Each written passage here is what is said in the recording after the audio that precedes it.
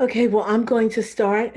Um, I believe it's always prudent to honor people's time, and our starting time is 7, so it's now 7:05.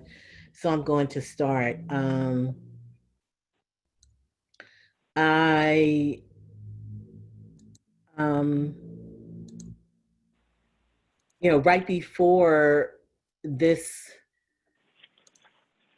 this gathering this evening, some of you may be aware, or maybe and maybe not, but there was a town hall that took place with My Brother's Keeper, actually on Obama.org, and I was there for that, and it was very interesting and very lots of information was uh, given out there, but also it was just, I think for me, at least for me, it was a good time just to hear some voices that I had not heard so far during these past couple of weeks. Um, and if you did not know that it happened and you'd like to um, watch it, it is available at Obama.org town hall, and they will be having future town halls, um, which will be posted. And if you sign up, give your email or whatever, you will be able to find out when those things happen. But tonight, um, to be perfectly honest, I have to tell you that initially I was just going to cancel tonight because I am spent. These past couple of weeks have been extremely difficult for me, emotionally, physically, and spiritually. And um, so I was going to do that, but in my prayer and devotion time on Monday, which I mean, that's Monday is my day off. And so I give myself Monday to kind of process stuff and figure out whether what I'm going to do or not do in the coming week, what I have the capacity for. And in my prayer time and devotion time on Monday morning, I knew that I could not cancel tonight. Um, so um, there's no real agenda other than just to check in, um, and see how you're doing. I mean, this past week and a half has really been a lot more strenuous than just dealing with COVID-19. I mean, so it's like now we have two pandemics that we're dealing with. And I really just want to check in with folks and see how you're doing, and offer what I can in the way of help. And so just to start that off, there is a a YouTube channel that I subscribe to that's healthy a healthy channel for Black folks. And this morning, her her posting, which they're usually around 5 minutes, but her posting was about um, racial trauma in the midst of what has been going on now. So I just want to begin by sharing that with you, and then let's talk. Let's see where people are, and I really want to know how you're feeling and what you're doing for your own self-care right now. So let me find the video and share that with you.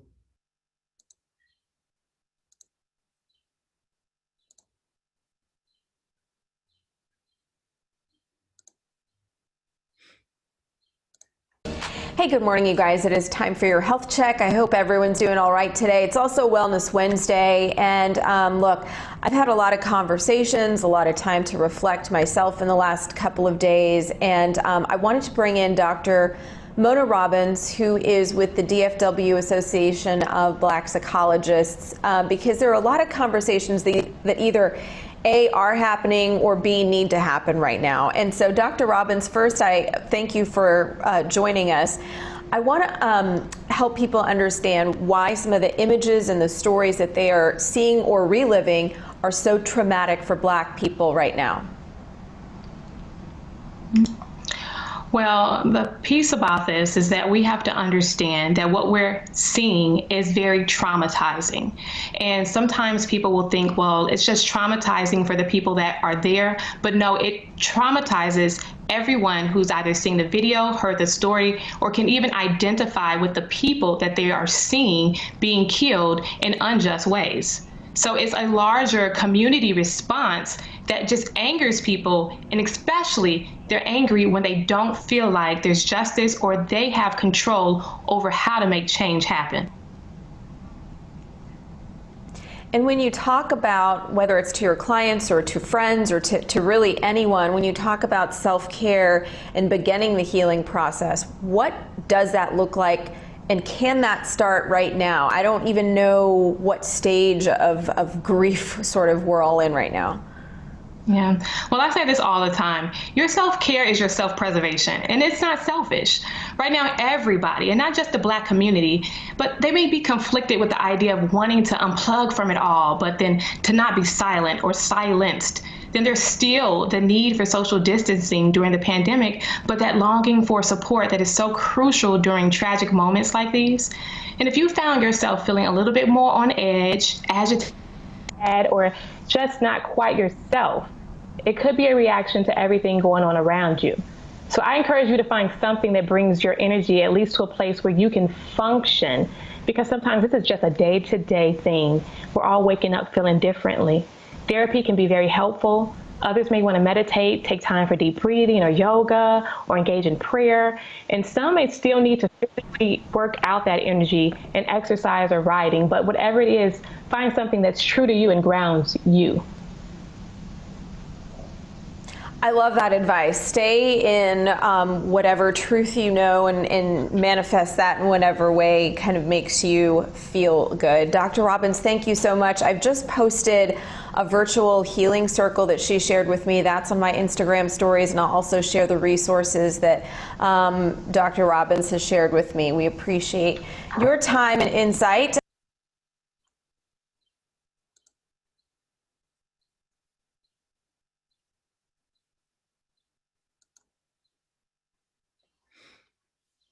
So, oh,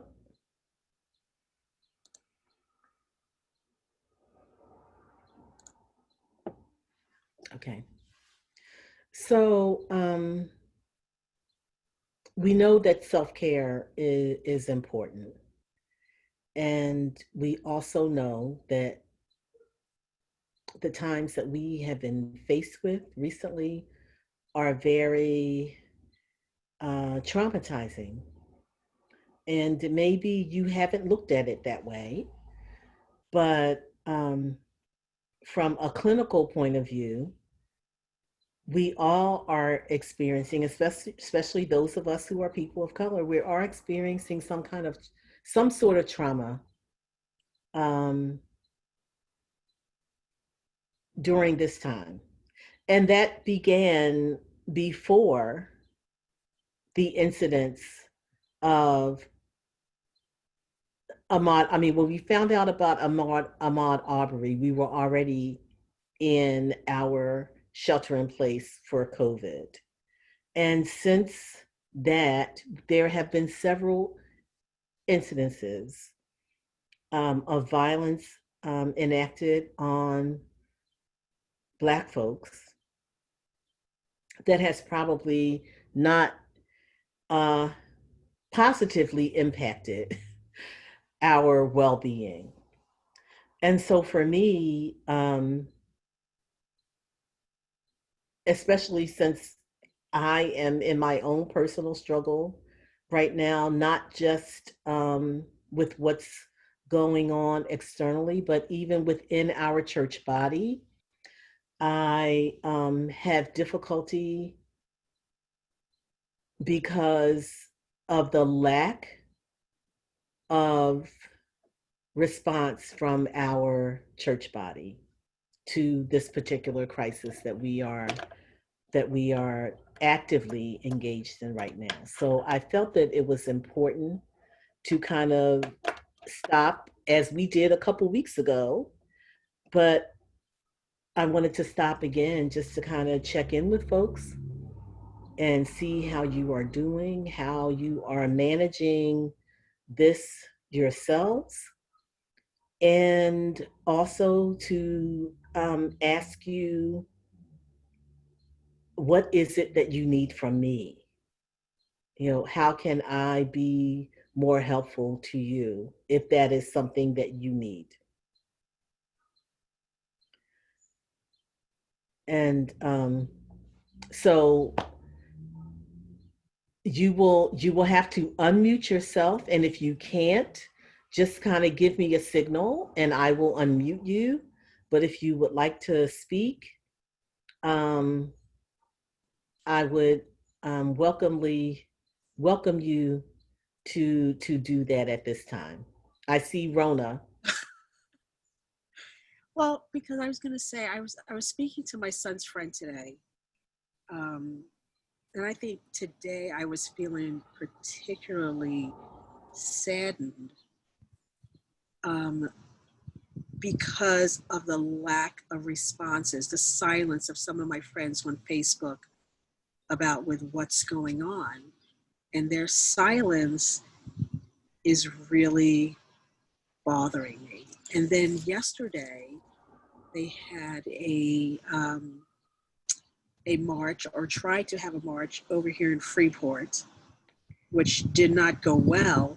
But when they showed it on TV, you had people over in Merrick, which is a mostly Caucasian area, saying, "No, go back to Freeport. Freeport is that way." Mm, That just, my goodness, it's just bringing out what I hope wasn't in a lot of people. It's mm, just showing their true selves. Like, have we become this divided? Was it so in the closet before, and now with everything going on, no one cares? I was very bothered by it, and it just hurt me. It just really hurt me. And some people I know, and it's just, have we gotten that bad? And I worry for my grandson, and I just worry about just the future. And I tell you, I don't know what to do and what to say, but today it hurt my heart to hear the things that I heard today. And I don't know what to say. I say these Wednesdays, I'm so glad you didn't cancel. It helps. Um, but it's just like, I feel like we're in a sad state of affairs. And that's why I sent the link around about Obama.org, because I was hoping. no, I truly appreciate that, because that it was on my radar at some point, but because I am jockeying between I'm sure. I can't tell you how many different things um Someone had just that said it to me. that had kind of fallen off my radar. So I was happy to be able to jump on and listen. And I didn't actually watch, but I listened Right. as I had dinner. So I appreciated getting that prompting again. But yeah, it's hard. It is hard. It's hard. Yeah. And I'm gonna say that, and I'll kind of save whatever I need, whatever I want to say, kind of hold that till the end. So if there's anybody else who wants to come in and say either how have you been managing, how have you um, how have you spoken up, how have you reacted, to this whole thing? I saw June, I think I saw your hand, so you have to unmute yourself, June. Okay, I got it. Okay. I got it. Yeah. Like Rona said, I saw that thing about the folks in Merritt, and the quote was to go west, meaning go towards the city. And like you said, it was hurtful. I mean, I try not to. My husband is a news freak, so he watches it all the time. But I try, for my own peace of mind, I try not to watch it too much, because that's the only way of getting through it. My girlfriend calls me, and she's always, trying to talk about it. And I said, okay, enough is enough. I don't want to hear anymore. I'll watch some of it so I know what's going on, and then that's it. Enough is enough. I don't want to hear anymore. So, but it has always been there. People hide it. I mean, I just retired last year, but I worked where a lot of places, a majority of the business things that I went to, I was the only Black person there. And they try to hide it, but it's always there. And as long as you're aware of the fact that it's there, and don't think that everything is just hunky-dory, then I think that's better. Mm. But Thanks, it's June. there. Thanks. Thank you.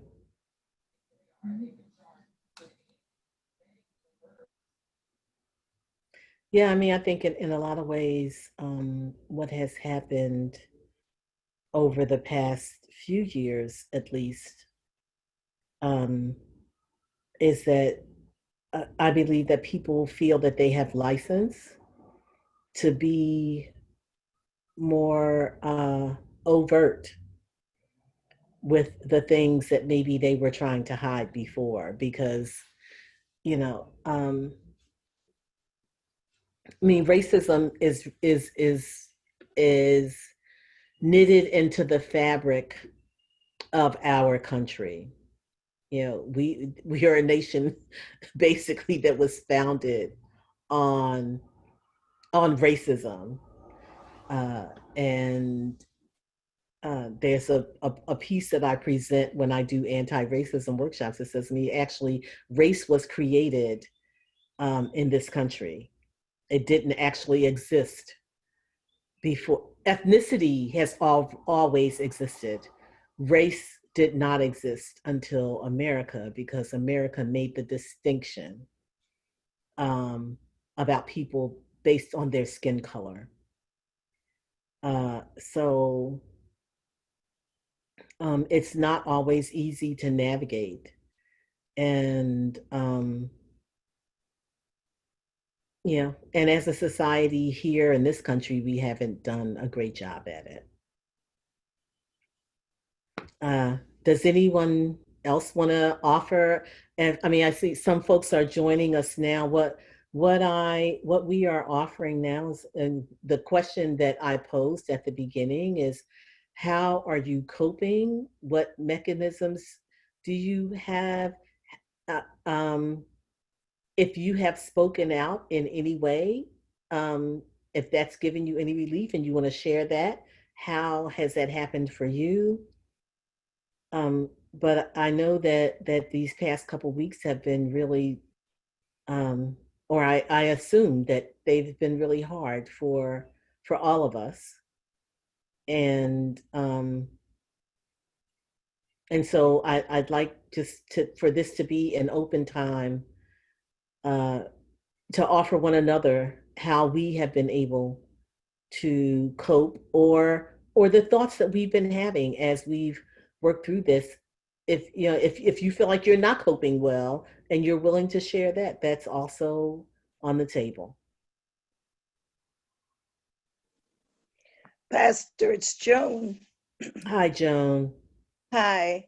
I shared with you last week an encounter I had with a couple of people at work over this whole thing. And I didn't go back to work until Tuesday. I was scheduled. And I found myself up in arms on Tuesday when I got there. And I was just waiting for them to say the wrong thing. I was like on the edge again. I was waiting for them to come and say the wrong thing about all of this all over again. So all day Tuesday, I was like, do I want to leave the building and go to lunch, or should I just stay here? And I decided I was going to leave. I was going to go to lunch just to step away and give myself a break, because I had to talk myself off the ledge at lunch and tell myself, you know what? I need to just do my work and not be waiting for them to say the wrong thing, because they're probably waiting for me to go off again. But by the end of the day, I had convinced myself enough that it wasn't worth it, because they were racist long before now. And it's, in my opinion, it's probably too late for them. And me trying to tell them what it's all about, what our feelings are as a people, it's not going to change overnight. So I decided, I said, you know what? Unless they come to me specifically and address me like they did last week, I said, I'm just going to ignore conversations. I'm just going to ignore it, because for me, I'm at the edge. I'm at the edge. Mm. I'm a news junkie. I love information, but I find myself having to now tell myself, step back, step back, step back, watching less of it. When I get up in the nights and I go to the bathroom and I come back out, I used to turn my television on, MSNBC, CNN, all of the programs I had to know. But I'm doing myself a favor, and I'm cutting back on the number of hours. I'm not saying I'm not watching. I want to be staying informed with what's going on. I can't see myself existing in this environment and not know. That's not me. Mm. But I'm doing less and less of it for my own sanity, because they almost took me to the tipping point last week, and I can't allow that to happen again. Mm-hmm. Thank you, Joan. I appreciate that. So Joan says something very interesting when it comes to, she says she's a news junkie. I am not a news junkie. I never have been. I watch the news because it is necessary. I feel that as a person who is a spiritual leader, I can't lead very well if I have my head in the sand about what's going on around me. So so I watch the news, but I allow myself a half an hour in the morning and an hour in the evening, and that is it. Now, granted, um, I read several newspapers each day, but I also know, I mean, like when you're watching the news on television, everybody has a spin. And lots of times that spin can be what influences you. And so I would rather read an op-ed piece or an editorial and come to my own conclusions. So I read a lot, but I'm not necessarily tied to the screen. And I know that that's a personal preference for all of us, but one thing that I would um, say, that during this time when things are so stressful, that to limit your consumption of media is probably not a bad thing. Um, because it can be overwhelming and overpowering, and lots of times the things that we find on media are truly not very helpful. I mean, I just today, from a couple of really good friends, got some messages from them some about some stuff that really wasn't true. You know, because lots of times, you know, there's there's stuff that's circulated that just is not true.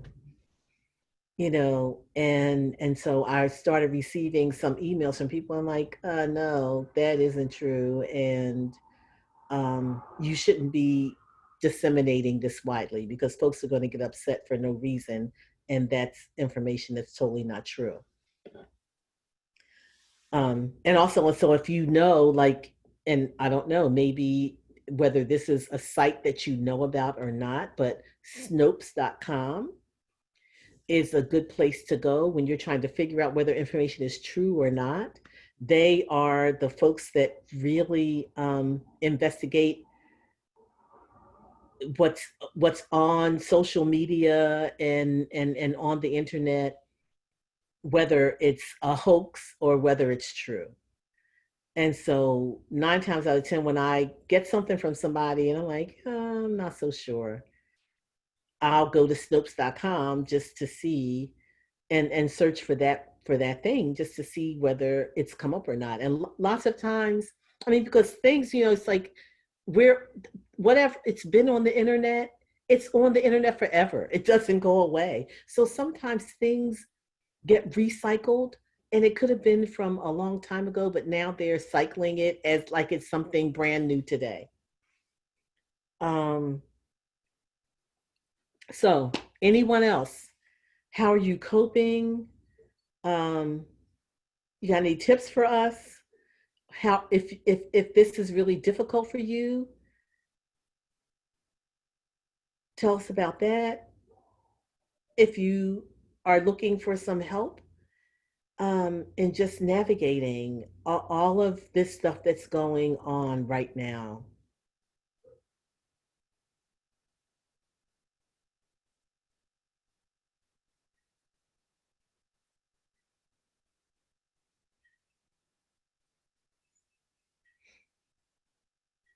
Okay.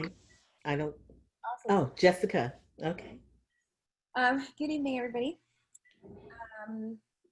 So yeah, I mean, it's been a very challenging week, 2 weeks, 4 weeks, 10 weeks, maybe. years. I don't know. But I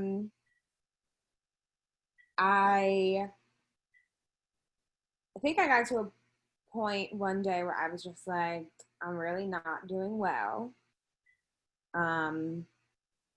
I can't deny that I'm not doing well. I can't hide that I'm not doing well. I'm frustrated. I'm overwhelmed.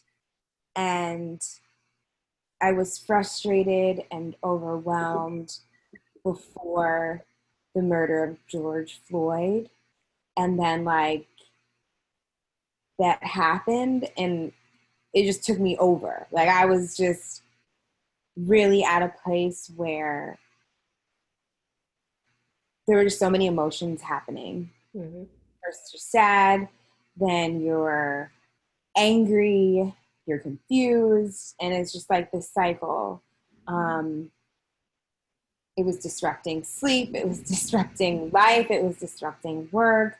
And like you mentioned, and like it's been said so many times before, like we're in the middle of a pandemic on top of all of this. So we're in a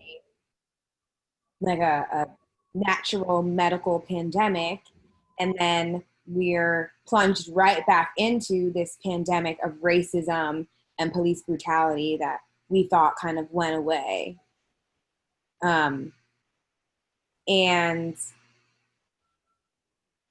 for me, it was difficult to get up every day, go to work, and just do business as usual. For the past few weeks, I was tired of getting on conference calls and everybody being like, so how's everybody doing? Like, everything cool? And I'm like, no, everything's not okay. But I was kind of taught that professionalism for me as a Black person meant if you don't feel comfortable about something, you don't say anything, you just smile and you show up and you do work and you do great and you do better than everybody else because that's what you were taught. And then you go home and like let go of all that. So most recently over the last few days, going on social media, seeing my email and seeing like all these brands and companies speaking out against racism and police brutality and demanding justice for George Floyd, it made me feel, I mean, I was still angry, right? Like, seeing it makes you angry, but then you read it and you're like, okay, we're getting somewhere, we're moving somewhere, we're moving in a direction. You're seeing protests and they're peaceful protests, and then you turn on the news and then they're skewed as being unpeaceful, or, you know, all you see is the rioting, all you see is the looting. So it's just like, like my brain. But on Sunday, maybe, I don't know the days of the week. Maybe Monday. On Monday, a friend of mine who works for the Islanders, the hockey team, she reached out to me and other friends in a group chat saying that she did not like the response and the comments that the Islanders made in response to everything that's going on. She felt like it wasn't enough. She felt like it was kind of taking sides, and it didn't do her as a Black employee for the Islanders any justice, and it didn't do the team any justice. It didn't do the fans any justice. And she wanted to say something, but she didn't know what to say because it's hockey. It's the Islanders. She's one of 3 Black people that work for the team. And she didn't want to come off as that person, you know, that angry Black person or the one that's always talking about the race issues or whatever. And so in that chat, we started brainstorming on what she should say. And meanwhile, I'm working for a brand and like waiting for them to say something. And I'm hoping that they're going to say something, but they still haven't. I'm hanging tight. And I go on LinkedIn and I'm seeing more companies say things, and I'm seeing more people, more Black young professionals speaking out against what their companies are saying or not saying. And I'm still waiting for mine to say something. And so we get on our weekly call yesterday, and you would have thought nothing in the world was happening. How's everybody doing? What's going on in your region? What's going on in your market? It was just very odd, and our higher ups weren't reading the room. They didn't notice that all of the Black employees were like not showing their face on the Zoom call. They just like didn't notice that we were really quiet, unlike usual. And so I felt convicted to like say something. And right after that call, I started drafting an email to my boss and his boss. And I think I opened and closed it like 50 times. I didn't get around to sending it until 10 p.m. And I was freaking out. I was nervous about how they would receive it. I was nervous about being the one who was taking the charge and standing up for Black employees and Black people and their Black consumers, and kind of put all of this weight on me. And at 11 at night, got a phone call from my boss's boss in tears. Like, oh my God, I can imagine what you're feeling. We should have said something. I should have said something. I can't imagine what you're feeling, all these things. And I'm just like, so you're going to respond to my email or not? Like, you're going to respond to me? Are you going to take any action steps? Are you going to do or say anything? And he said, you'll hear from me tomorrow. And I heard from other coworkers that they got phone calls and were told that the brand will not say anything, that they will choose to go silent on social media for a week, or like they said, until it blows over, so that it doesn't look bad that they're posting during all of this. But they won't say anything. They won't say anything to us, their employees, and they won't say anything to the public. And it is just very infuriating that I represent an organization that chooses not to show up for us and stand up to racial injustice. But I feel like I've been doing that for a really long time. That other companies that I've worked for weren't saying anything before. They're just saying something now. And even though it's very refreshing to see that they're saying things and committing to doing things, I still feel very pessimistic. I've had conversations with white colleagues who are like, we don't know what to do. Like, I love you. I love everybody. I love Black people. I love brown people. I love everyone. I don't know what to say. And I just can only say, you can say whatever you want to say, but it's going to happen again. Like, that is really how I feel and how I felt. That, yeah, I got the chance to speak up and I felt like that was right. But how many more times am I going to have to do this? And like I explained to some of my white friends, it's like, George Floyd is a hashtag. Things explode. They get quiet. In a few more months, we just recreate another hashtag and we're doing this all over again. So you can say what you want. Great.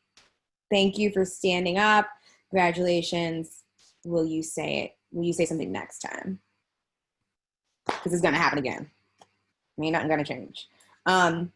That's how I feel. That's how I felt. I'm tired. I think I'm tired of the cycle. For like 30 years, I've been seeing this. And before 30 years, my parents were seeing this and my grandparents were seeing this and their parents, like, just never ends. So I feel like I'm so spent. I'm tired of talking about it. I'm tired of feeling like I have to stand up for what should be right. Like, we're humans. It just doesn't make sense anymore. And I don't really know how to process all of my feelings because they just keep changing. Thank you, Jessica. I appreciate your courage in speaking up in your professional environment.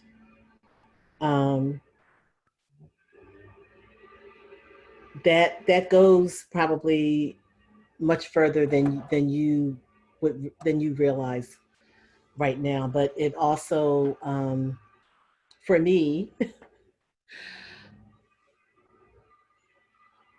brings me to, like, where is our church in all of this? So you talked about how disappointed you were to not hear anything from your company. And I am very disappointed in that we haven't heard anything from our church. Yes, our church-wide bishop issued a statement. Yes, our synod bishop, gave, something that he sent out in our e-newsletter. However, I can say, as a leader, as a Black female clergy person in this church who has been a leader in this church for close to 40 years, first as a consecrated lay leader and then as an ordained person. This has been a problem in our church from its inception. And we are very good at rhetoric. I mean, we have so many statements, you know, and some of them, a couple of them, actually, I was on the task force that wrote them. So it's really disheartening for me in these moments that our church has not been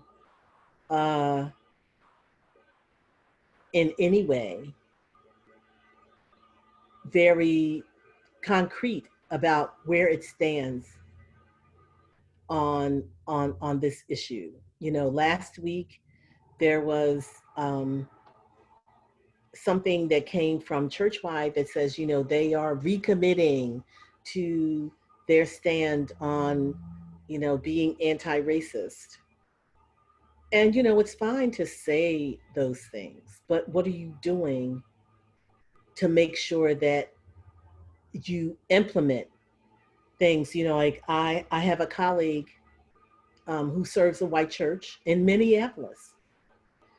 And he called me on Saturday to ask me to pray with him because he was going to have to preach a sermon to his congregation that he had been shying away from doing for the 5 years that he has been their pastor. And so on Sunday, he preached the sermon that he had been afraid to preach. And half of his congregation got up and they left. It was virtual worship, but half of them left while he was preaching. And then on Tuesday, yesterday, he received an email from the council saying that they were going to remove him as their pastor. And so, and the church will not back him. I mean, like, what we would expect as clergy people, that when we are standing up for the right thing, that our church body would come behind us and say to the congregation, well, you know, there's a process. And so we need to talk about this process. And so why is it, I mean, he has served that congregation faithfully for 5 years. So what is it that he could have said in one sermon that made them feel like he's no longer a desirable there? But our church body doesn't do that. They don't come to, you know, they insist that we go through this process in order to be called to a congregation. But if a congregation says, oh, well, we're done with them, then that's it. They're just done. So for this person, this, you know, this friend of mine, this colleague of mine who is, in my opinion, definitely standing in the right. And especially since he's in Minneapolis, where all of this stuff is taking place right now. And to think that there are white people in our church body who feel that it's wrong for their pastor to speak up about the injustices that they see doesn't give me much hope for our church body.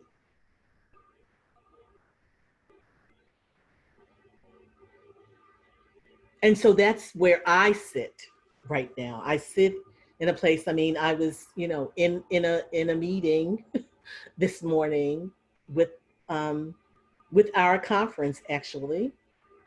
And,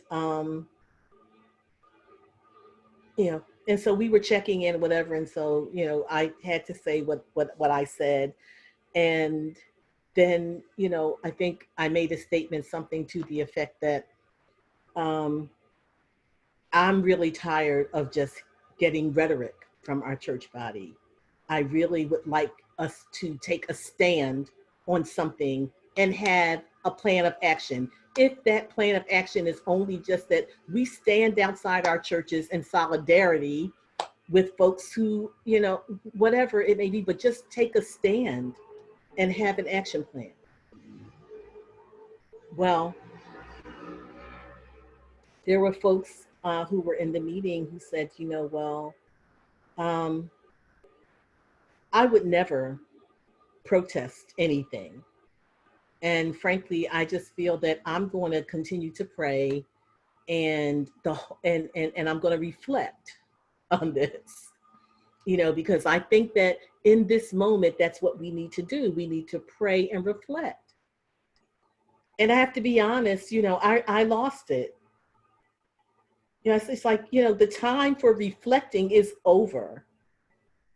Like, what is it that we don't understand about why do we need to continue to reflect on whether somebody deserves to be treated as a human being? Why do we need to reflect on that? I mean, we are people in the same church body. Supposedly we believe the same things. And the first thing for me is that human life is sacred. And so why is it that you need to reflect on whether this is something that deserves action on your part? And you are an ordained clergy person in this church. And so for me, what's problematic about that is that this is a colleague who has a white congregation who probably says nothing about any of these things on any day.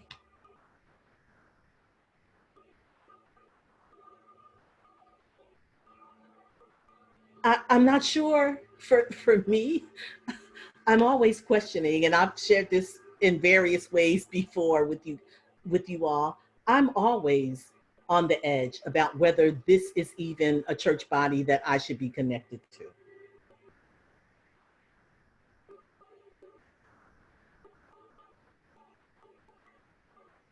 Pastor, do you think that there's any way as Lutherans, as lay people, that we can challenge and address things like this pastor losing his job by, I don't know, a petition or something?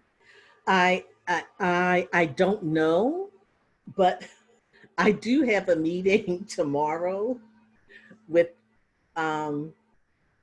another group of pastors. We are probably a bit more subversive than most.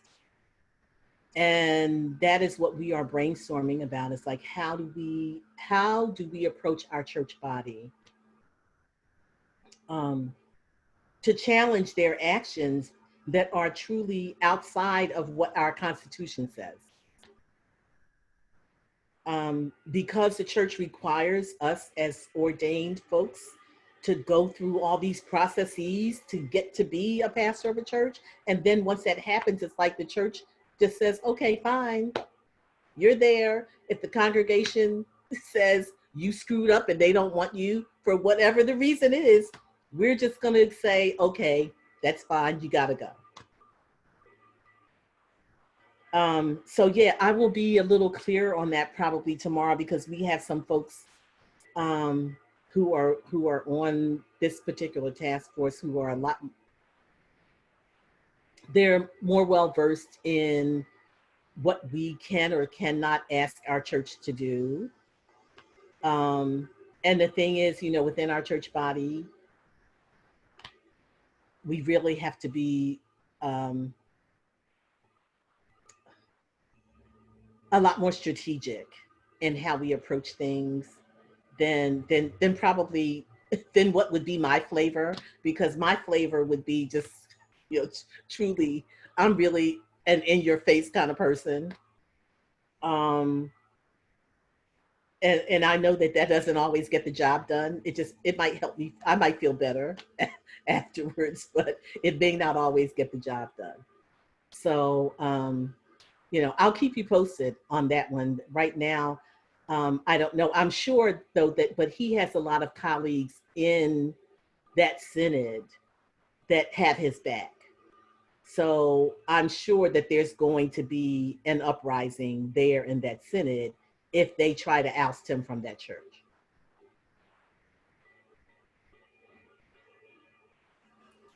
Pastor, just a comment. I'm sure that he didn't speak any untruths during his sermon. Mm. The same congregation will look up to someone who every time he gets a bully pulpit, he tells lies. That is the Oh, main. absolutely. Absolutely. Absolutely. The Pope said either yesterday or today, he made a comment or a statement that said that Trump is not a Christian. Like, he just flat out said it. There's no way that Trump can identify as a Christian because he doesn't act like a Christian. He doesn't act like a follower of Christ. And I feel like in the ELCA or in any denomination where racism exists or its members choose to hold on to hateful ideas, that they need to be called out and called what it is. Like, you are not a Christian. You might be a Lutheran, but you ain't a Christian. You know, and I feel like as a way to protect our pastors, because the way the church is set up, to protect our pastors, I think that members, people who are members of ELCA congregations should be speaking up. That we should be the ones who are saying, like, look, this is not okay. It's not okay for a pastor of a congregation to be asked to leave because of truthful comments. And that maybe as members and lay people, we sometimes rely too much on our pastors to do everything. And we really should be using this time to start doing stuff ourselves so that people can hear us all the way up to Bishop Eaton. So yeah, let us know what to do. No, I agree, and that's why initially, when I knew that we needed to have some time together outside of worship, and lots of folks were asking for a Bible study, and that just did not sit right with me, because I felt from what I've learned about Good Shepherd since I've been here is that there hasn't been a strong connection between Good Shepherd and the wider church. Not, and I'm not blaming anyone. I'm just saying that it's evident to me, because some of the questions that I would ask folks, they would say like, well, I have no idea what you're talking about. You know, we are part of this wider church body, and we need to be connected to that, because truly, there's nothing that can happen at Good Shepherd outside of that wider church body. Good Shepherd doesn't have a lot of autonomy because we are part of this wider church body. So that's why I decided that during this time, it would be great for us to, you know, like, you can get to know me a little better, but I also can help to clue you in on where we sit in, you know, in relation to our wider church. I also feel that I need to say at this point, it's like, I speak out, not just to you, I speak out when, you know, I can be in a room full of white people, just like I was this morning, and I said what I needed to say. I do that. That's who I am.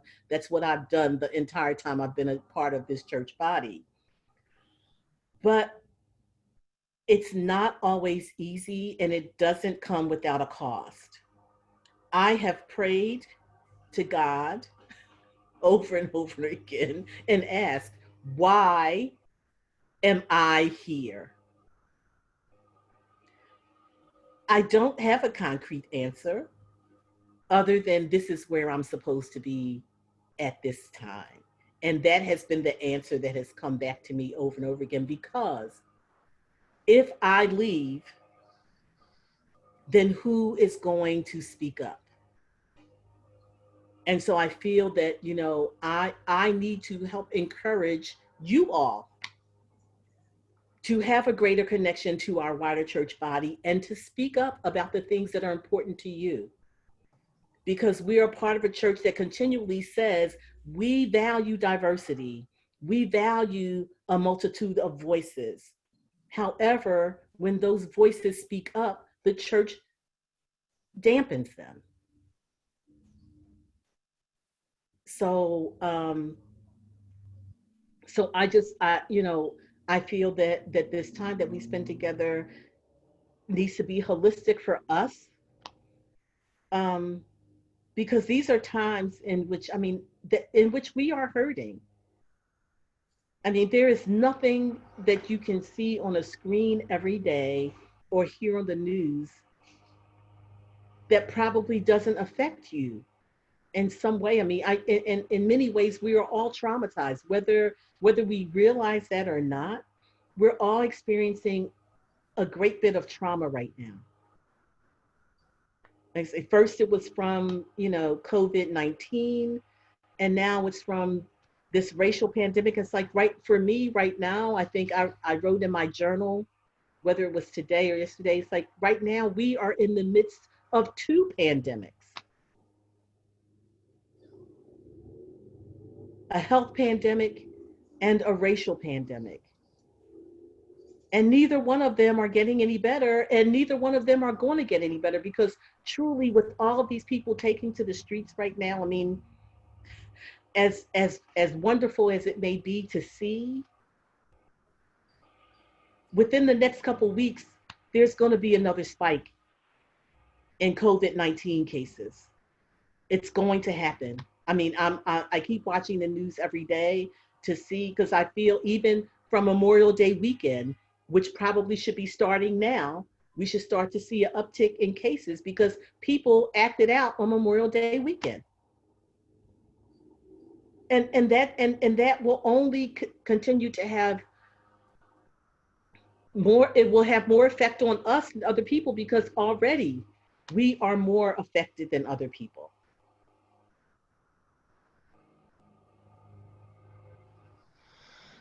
So I just think it's important to continue to have the conversations, to talk about how we are feeling, to not feel that we have to, as Jessica said, Jessica, while you were talking, it really kind of made my heart hurt when you said you feel that you have to hold inside the way you feel and just show up as a professional. And if I can offer you anything right now, I would say, no, you need to show up as exactly who you are every time. As hard as that may be, the more you do it, the easier it will become. Will you be well liked? Maybe not. But here's one thing people will know about you, that you are going to tell the truth.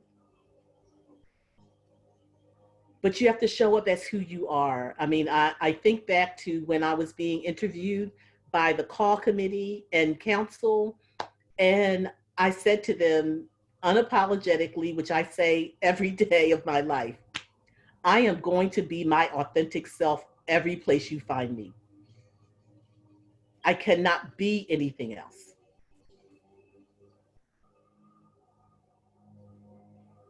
And that doesn't always bode well for the way that people view you or treat you. But here's one thing that it bodes well for. When you lay down at night, you can always sleep comfortably because you know that you've been true to yourself. So anybody else? I see Sherry, you have your mic open. My mic, yes, it's open. Okay. And I just want to applaud you, Pastor, and I tell you this all the time. I'm just so grateful and thankful that you are here with us and that you're fighting. And I just know you will fight for us.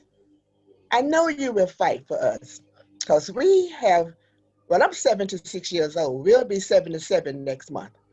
I was a child of this, I always say I was a child of the 60s. I know about those sit-ins. I know about the dogs. I know, not that they ever, I was ever attacked, because I was raised in Florida and they didn't release the dogs and the hoses and things as we demonstrated, because I went to FAMU and they demonstrated. I couldn't demonstrate because I didn't have the attitude. I did not have that turn the cheek attitude. I couldn't do it. I probably wouldn't be here today. Had I been out there trying to demonstrate, 9 times out of 10, they would have lynched me somewhere, because I have a mouth, and I have a big mouth, and I say what I feel. You know, I speak what I feel. So then I have to say, I raised 2 boys. My oldest son and Rona, and Rona. Those 2 would be out. My youngest son wasn't a street person, but my oldest son was a street urchin. Oh, that boy loved to be out hanging out there. So he would be up. He and Rona and Mark and that little crew that he hung out with. They would be out there, and I couldn't go to sleep until I heard the keys turn in the door to know that they had come home safe. So that's happened. With boys, that's going to happen. I have grandsons now that's 19 and 18 years, maybe 20 and 18 years old now. My oldest grandson, well, Brian is my oldest grandchild now. That's Rona's son. Mm-hmm. But if they go out, you know, you have to worry, because they're at that age. They're at that age. They go out, you don't know if they're coming back. You don't know if they're coming. And Reggie, like I said, my oldest, Reggie, I don't know, boy. I don't know how. I guess he made it.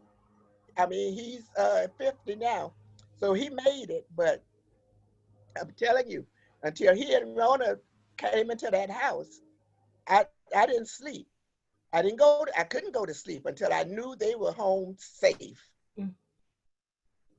And, you know, and it's just, you know, like I'm going through it right. The thing I'm going through right now is that I can't get my prayer together. I can't get my prayer life together right now. It's just so much I'm trying to pray, but it's just not coming. It's just not coming.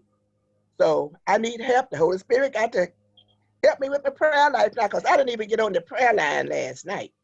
Because It's hard. I'm It's just hard. at It's that hard point. right now. It's hard right now, and the thing is, we have to be able to give ourselves permission to admit that it's hard, and that the things that we might usually do, we can't do. You know,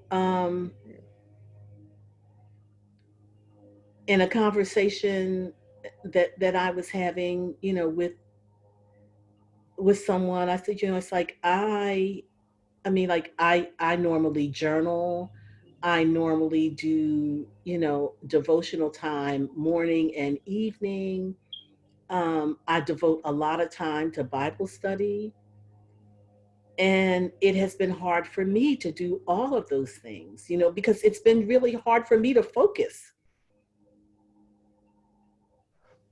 because there's so much going on around me, and all of these things pull at my attention.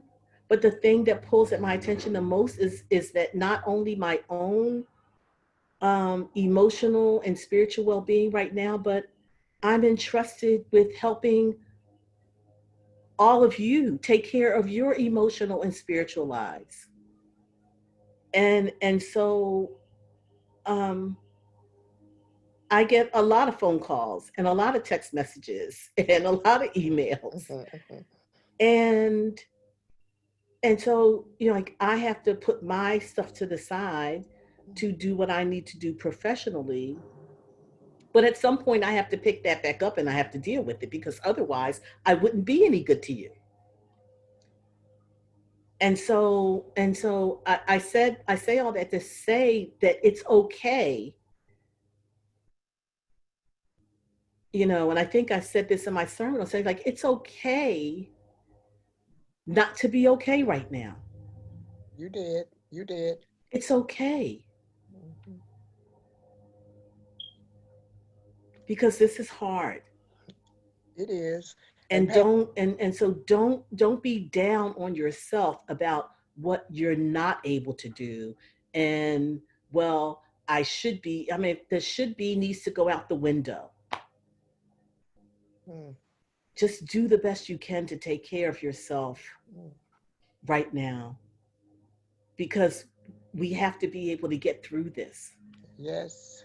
We have to be able to get through this to the other side, because we're needed on the other side of this.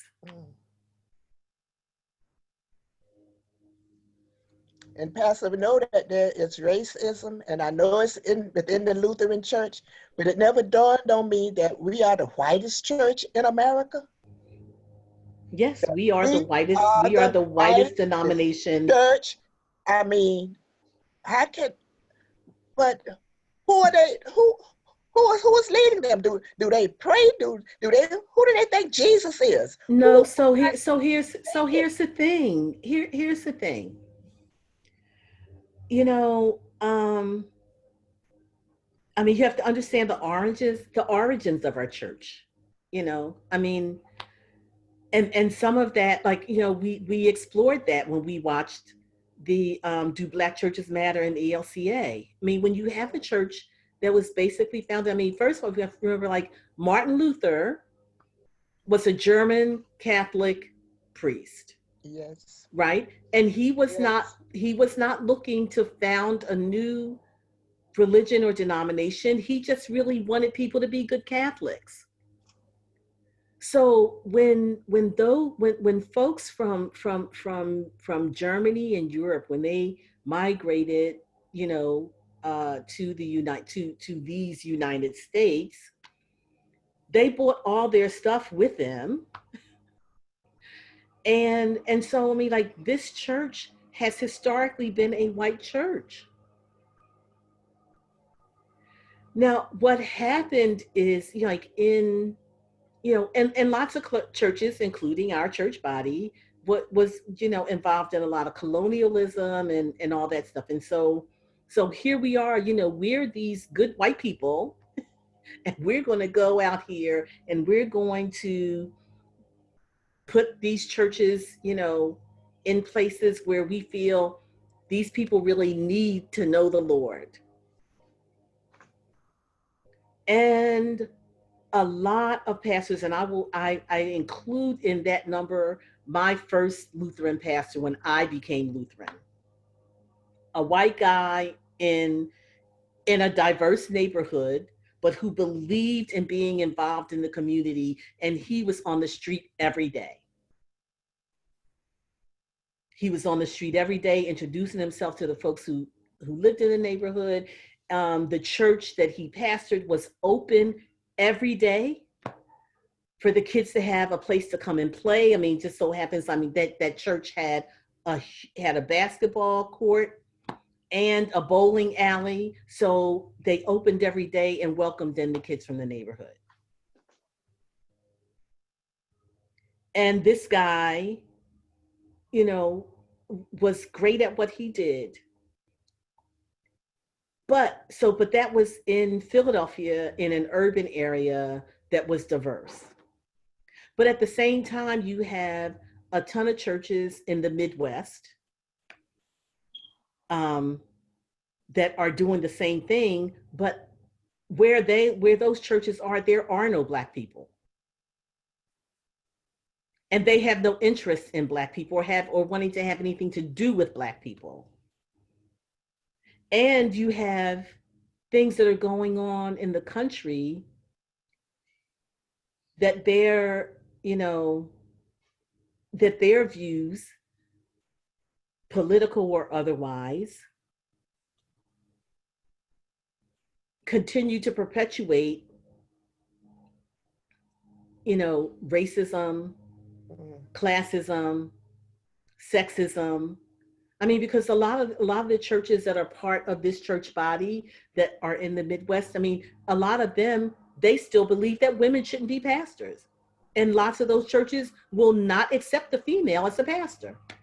They will say, no, do not send us a woman candidate. And again, just like I said, you know, for my friend who's in Minneapolis, like, for his church body to say, well, now he's done.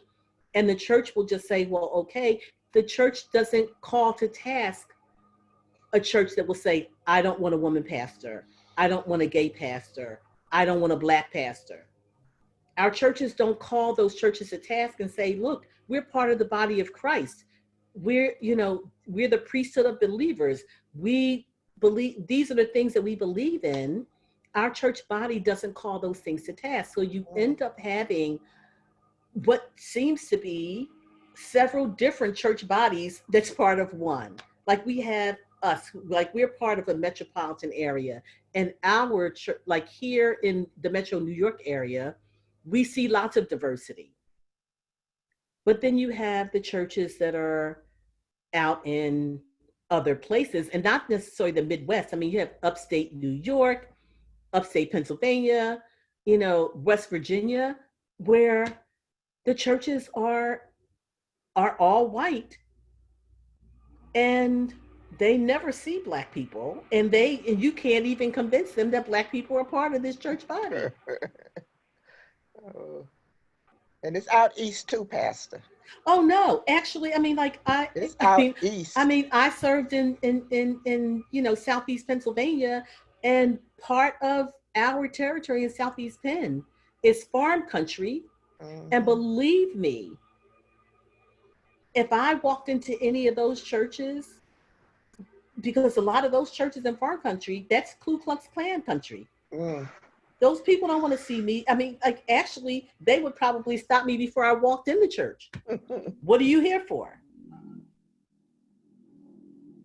So this is the makeup of our church body, and so, you know, we have to understand, like, here where we are, what we see here is not our whole church.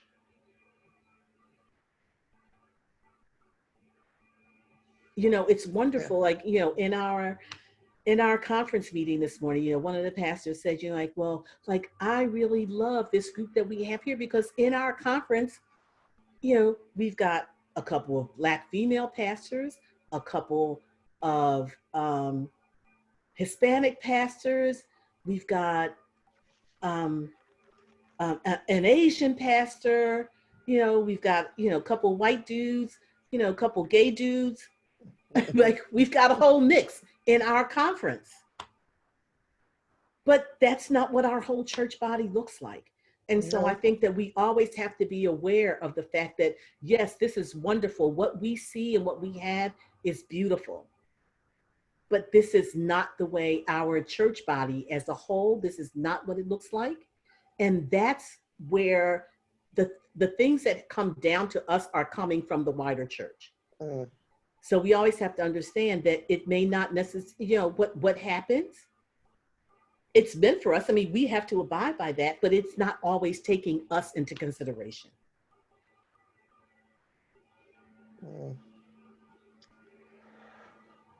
Yeah, well, it's like, who do they think Jesus is? Do they think Jesus had these same feelings? I mean, you're supposed to be, you're saying you're a Christian, and it's coming from his surname Christ that makes you say you're a Christian. So are you reading what he has? Are they reading?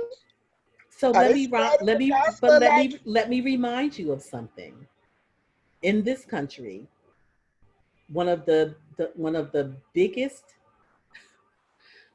tools that was used to keep slaves in their place was the Bible. This was a tool used by, quote unquote, good Christians to keep those slaves in their place. So, I mean, you know, like, we can't forget our beginnings, because just like we have, like, it's in our DNA as people of color, especially folks whose ancestors lived through slavery in this country, it's in our DNA. Like, certain trauma is just there, but it's also in the DNA of the folks who were imposing those things on us, to believe that we are inferior, to believe that we don't deserve we don't deserve life like they have life. So we can't lose sight of that. You know, that's part of that's part of what makes racism so insidious, is that it's not only the perpetrator of the racism, it's also the people who are affected by the racism, because we now have to figure out what to do with our own internalized oppression. And how do we work that out, and how do we reconcile that with ourselves and move beyond that?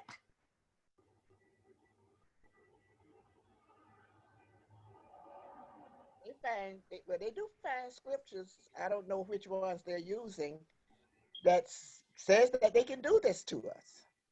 Yes, yes, they do. They have they've done And that I don't know how they've they done that interpret forever. it. I don't know how they interpret this, to say hate, because God is love. Exactly. God is love. There's no hatred in him. You know that. And so we know that when folks approach us with that mindset and with that interpretation, it's really useless. I mean, it's useless and senseless to try to have a conversation with them, because and I'm sure we all have encountered some folks in our lives who are right no matter what. Yeah. No matter what argument you give them, they're always going to have a twist to put on it to try to back you up and show how they are right.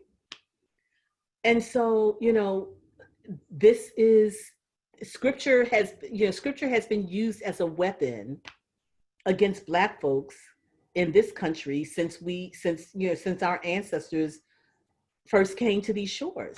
Yes. And so in a lot of ways we have internalized that, and we have used scripture as a weapon to tell ourselves how horrible we are.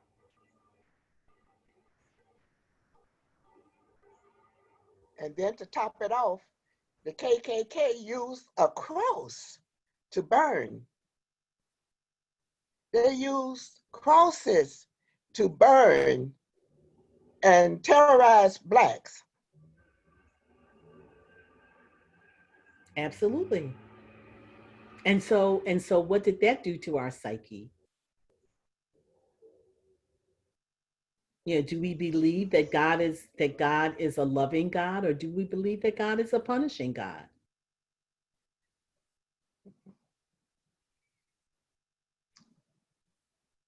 Yeah, we have a long way to go. We do. And a lot of the work is ours to do, but a lot of the work is not ours to do. And so I think, before I end our time tonight together with a prayer, what I would like you to understand is that, like, it's not up to you to change white people's minds about who you are. It's not up to us. We've been on that road way too long. It's time for white people to do their own work. Yes. The last thing that we should feel that we are responsible for is to show up in a room and have to tell white people what they need to do to get over themselves. That's not our job. It's time for them to do that work. But we do have to show up as our authentic selves and not be ashamed of who we are or what we need to say in the moments that we are there. That's true. And Jessica, stand up, girl. Stand up. It's hard, but stand up. and speak your mind. Absolutely. And remember that in those times, you may not have folks physically with you, but what I always remind myself of is that I have an army standing with me. And I'm standing on the shoulders of all those who came before me, who were bold enough to stand up when they faced consequences that were way worse than the consequences that I may be facing today. Yes.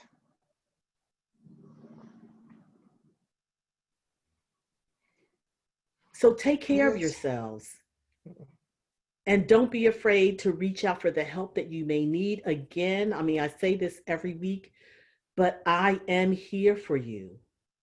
Do not feel that if you need to call me, to talk to me, ask me questions, pray, whatever it is you need, it is not a burden for me. This is why I am here. I am your pastor. But also And do not feel that you have to apologize for who you are or what you feel, especially in these moments that are so tough. And believe me, this is a marathon. This is yes, not a sprint. This is not going to be over anytime soon. So even like, today I saw come across my news feed that they have upped the charges on Chauvin, and they've now charged the other three. And with yes, homicide. that's a victory, but that's Mhm. not the end. That's Now not they the, need to get in the courtroom and be convicted. So, we're not anywhere near the end of this. And when it comes to COVID, we're not at the end of that either. no,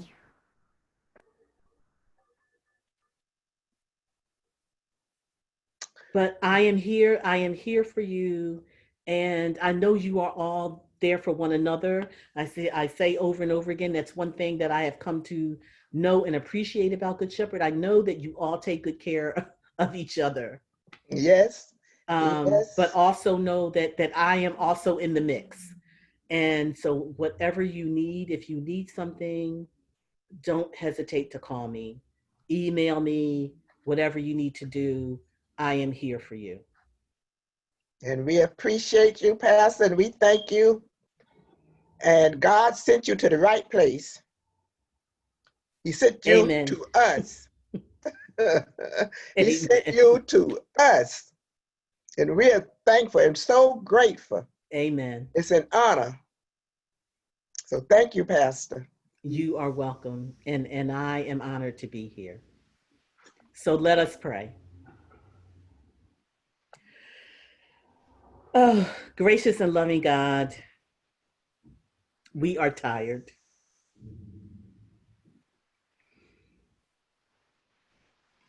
God, we know that you are with us, but right now we are tired. This is not a battle that we would have chosen, but we are here. And God, we are doing our level best, our best to just get through day by day, one step at a time. So God, in this season of Pentecost, we ask you, God, to please send the Holy Spirit to fill us, to enfold us, to embolden and empower us, God, to be a light in this world, God, to not be ashamed of who we are or whose we are, God, to speak up where we see injustice and wrongdoing, God, because the world needs that. The world needs the power that you have put in us. So, God, we ask that as we depart our gathering this evening, God, that you would give us restful evenings, God.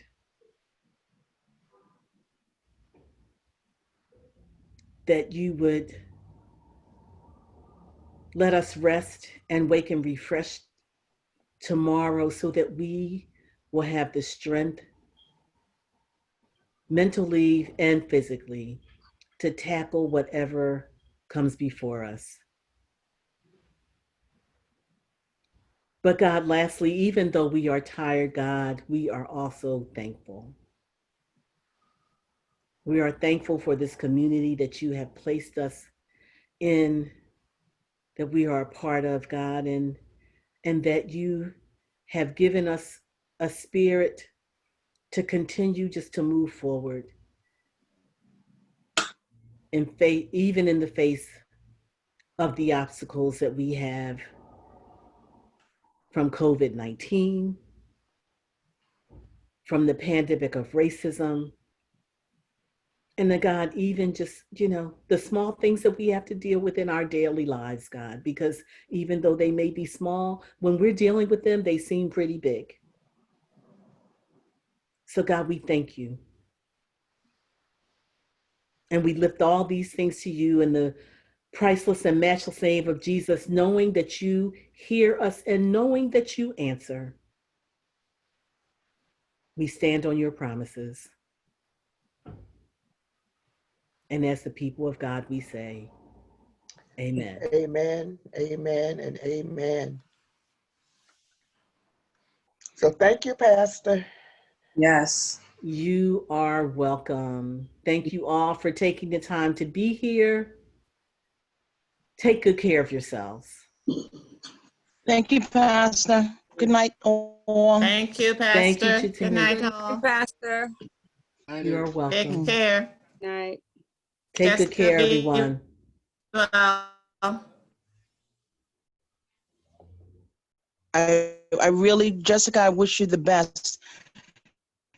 And all of us who try, because, as I said to my mother, seeing so many of those youngsters out there, and I continue a youngster, that I'm older in that regard, but like an infallible, endurable group of individuals that are just like so trying to be there and hold your head. And that I pray for you in this world, that of your professionalism, to be able to do so. So I wish you the best. Very much so.